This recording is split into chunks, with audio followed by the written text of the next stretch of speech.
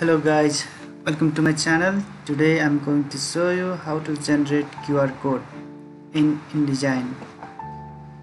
First of all, we go to object, then generate QR code.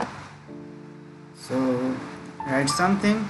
Let me write my details like my name,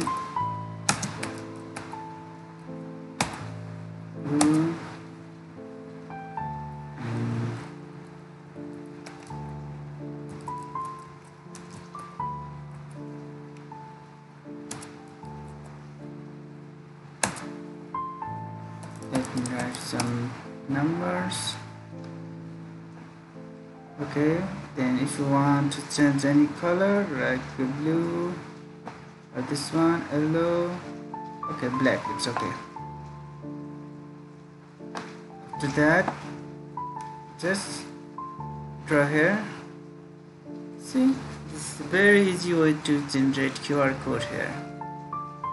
So if you have a scanner, you can scan, so you can see that details here in this QR code. This is the very easy way. Thank you for watching this video.